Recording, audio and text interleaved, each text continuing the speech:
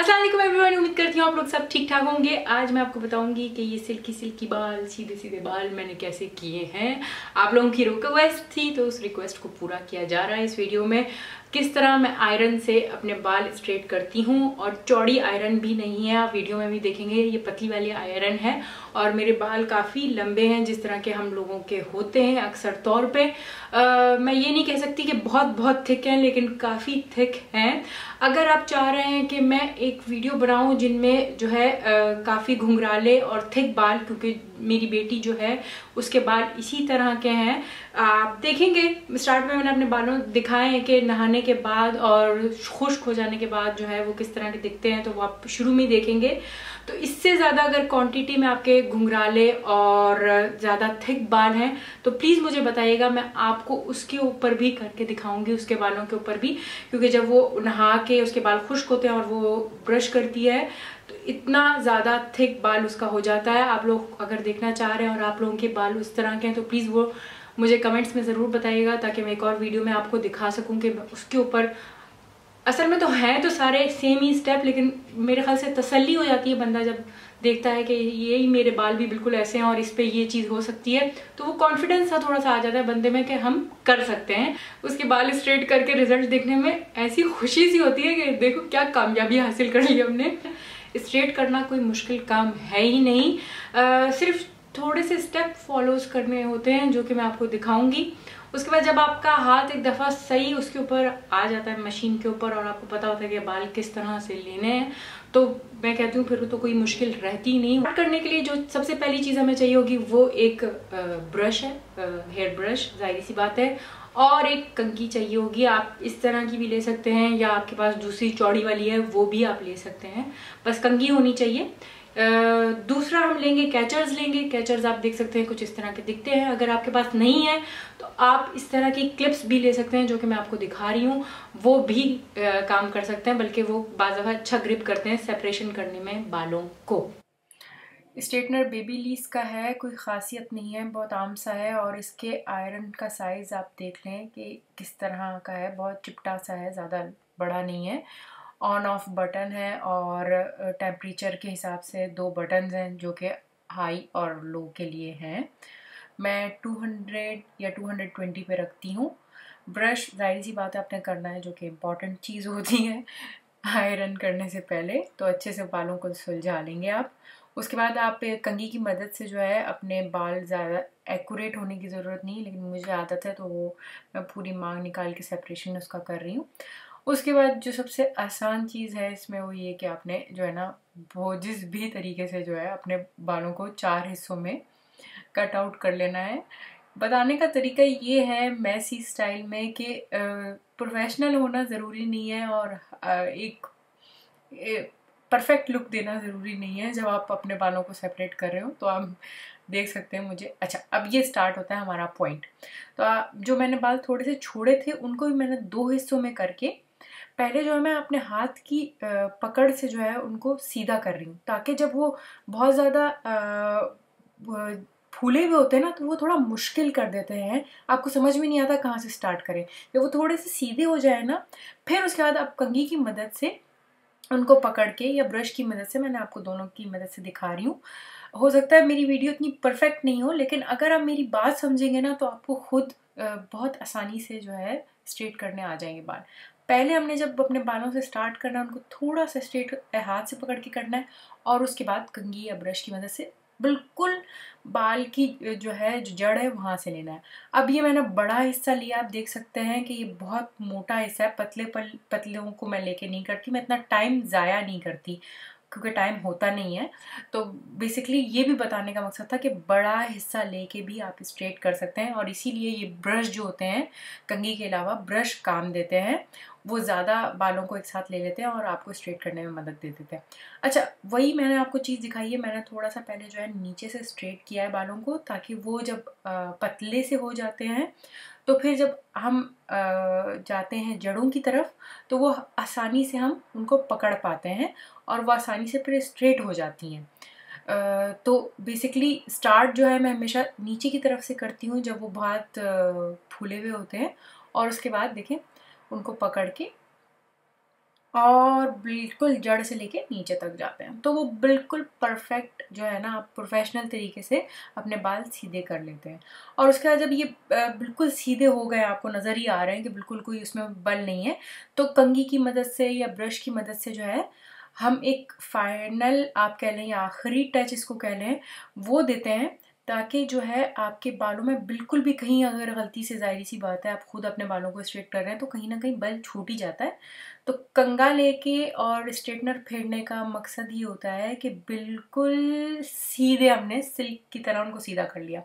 अब जब सेपरेट करके उनको जब बिल्कुल सीधे पीछे की तरफ ले जाते हैं, सेपरेशन ख़त्म हो जाती है, तो वहाँ पे भी कुछ प्रॉब्लम आ जाती है कि बीच की जो लाइन होती है वो वेवी रह जाती है। तो जब ये पीछे आप ले गए ना, तो ये मैंने ब्रश की मदद से आपको इसलिए दिखाया है कि आपने अंदर से जो है थोड़ा थोड़ा सेपरेशन को पकड़ के आपने अंदर से बालों को लेना है और उनको सीधा करना है। उससे ये होता है कि कोई गुंजाइश ही नहीं रहती कि आपके बालों में कहीं भी वेवी पना रहेगा।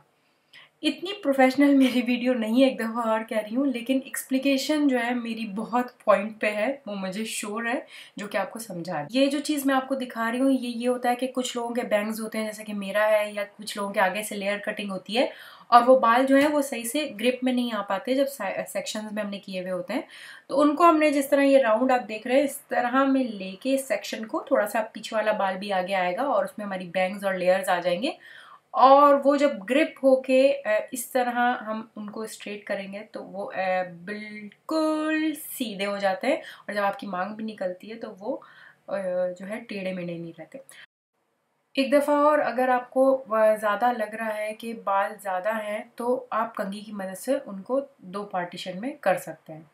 रिज़ल्ट आप देख लें, पीछे से भी बिल्कुल स्ट्रेट है मेरे बाल, और नीचे तक का मैं आपको दिखा रही हूँ कि बिल्कुल सीधे बाल हुए हैं मेरे नीचे तक। तो उम्मीद करती हूँ ये वीडियो आपको पसंद आएगी और आपके लिए हेल्पफुल रहेगी।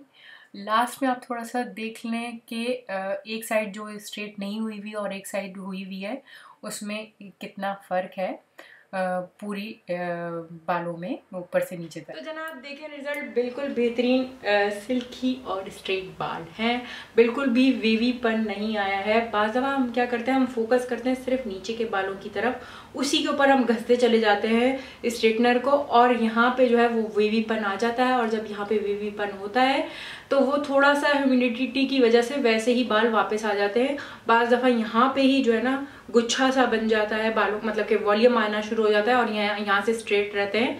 वो इसी वजह से होता है कि हम जो है स्ट्रेटनर को सही से पकड़ के लेके नहीं आ रहे होते हैं। लेकिन आपने वीडियो देख ली है तो मुझे उम्मीद है कि आप लोग नेक्स्ट टाइम जब भी अपने बाल स्ट्रेट करेंगे तो इस चीज़ को अगर फॉलो करेंगे तो आपको वो प्रॉब्लम नहीं होगी। कभी भी आपके बाल जो है फौरन 2-4 घंटे बाद या 5 घंटे बाद आपका वॉल्यूम जो है वो वापस नहीं आएगा, जैसे कि अगर जब स्ट्रेट हमने सही नहीं किए हुए होते तो वो वापस आ जाता है। साथ में मैं 2-3 टिप्स आपके साथ ज़रूर शेयर करूँगी। पहली टिप ये है कि कभी नेवर एवर आपने जो है अपने गीले बालों के अंदर डायरेक्टली स्ट्रेटनर करना है। हल्के से भी गीले बालों तब भी नहीं। एक तो वो बहुत ज़्यादा आपके बालों को आप जितने भी हेयर प्रोटेक्टर लगा लें, मैं आपको कह सकती हूँ, बल्कि गारंटी दे सकती हूँ कि आप जितनी मेहनत अपने गीले बालों या अधगीले बालों में स्ट्रेटनर के साथ कर रहे होते हैं, हेयर प्रोटेक्टर लगा के भी वो आपके बालों को बहुत ज़्यादा डैमेज कर रहा होता है। बाल जब गीले होते हैं तो उनके अंदर नमी होती है, और वो नमी जो है जब तक वो सही तरीके से सूखे नहीं वो हमेशा बरकरार रहती है, और स्टीम लग के जो है वो टेम्परेरी तौर पे, मतलब कि 1 घंटे 2 घंटे या मैक्सिमम 3 घंटे तक के वो उनको स्ट्रेट रखता है, और उसके बाद वो जो है अपनी नेचुरल जो आपके बाल होते हैं उसमें वो आ जाते हैं। मैंने जो आपको दिखाए अपने बाल शुरू के, वो मैंने रात में जो है अपने बाल धोए थे और अभी दोपहर में मैंने इनको स्ट्रेट किया है, तो वो बिल्कुल खुश्क थे, और उसके ऊपर सबसे ज़्यादा बेहतरीन तरीके से जो है हेयर स्ट्रेटनर काम करता है।